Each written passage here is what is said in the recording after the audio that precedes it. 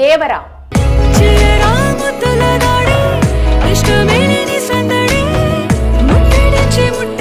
Junior NTR Oscar స్థాయి RRR cinema తర్వాత ఒక్కసారిగా స్టార్డమ్ పెరిగింది.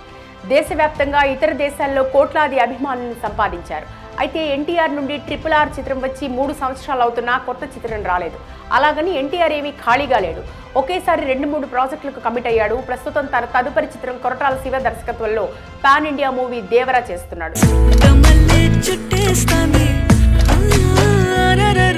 ఈ చిత్రం ఎప్పుడు విడుదలవుతుందా అని ఎన్టీఆర్ అభిమానులు చాలా కాలం ఎదురు చూశారు.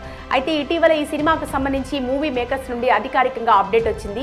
ఈ ఏడాది దసరా కానుకగా సెప్టెంబర్ 27న దేవరను విడుదల చేస్తున్నట్టు ప్రకటించారు.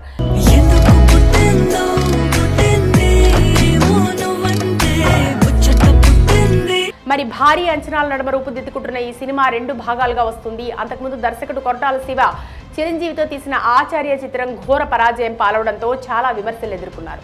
కెరీర్లో వరుస హిట్లతో జోష్తో ఉండగా ఆచార్య ఫెయిల్యూర్తో ఒక్కసారిగా డల్ అయ్యారు. ఈ నేపథ్యంలో ఎన్టీఆర్తో ఎలాగైనా బ్లాక్ బస్టర్ హిట్ కొట్టి మళ్లీ ఫామ్లోకి రావాలని ఎదురు చూస్తున్నాడు. కావున దేవరపై భారీ అంచనాలు నెలకొన్నాయి.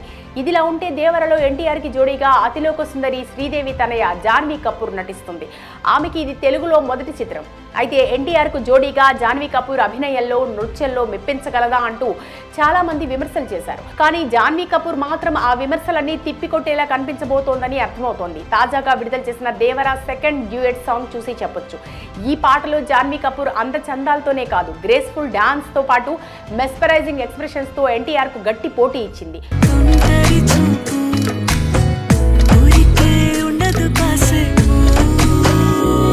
చుట్టమల్లి అంటూ సాగే ఈ పాటలో ఎన్టీఆర్ జాన్వీ కపూర్ కెమిస్ట్రీ అదిరిపోయిందని ఈ లిరికల్ సాంగ్ చూస్తే తెలుస్తుంది. ఇక రొమాంటిక్ మెలోడీ అయిన ఈ పాటకి రామజోగయ్య శాస్త్రి అందించిన అద్భుతమైన సాహిత్యం అదిరిపోయింది. ప్రతి లిరికల్ లైన్ కు ప్రేమ భావాన్ని వ్యక్తపరిచాడు.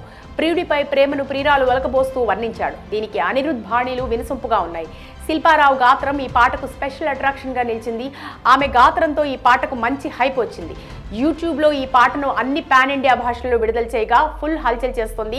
పాట విడుదలైన గంటలోపే తెలుగులో 1 మిలియన్ వీక్షకులు చూశారు. ఆ తర్వాత వెంటనే ట్రెండింగ్ నెంబర్ 1 సాంగ్గా యూట్యూబ్లో నిలిచింది. రాబోయే రోజుల్లో ఈ పాట 100 మిలియన్లకు పైగా చేరడం ఖాయంగా కనిపిస్తుంది. మొత్తంగా దేవరా మొదటి సాంగ్ టైటిల్ థీమ్తో మాస్ పాటగా నిలవగా ఈ పాట మాత్రం పూర్తి రొమాంటిక్గా కనబడింది.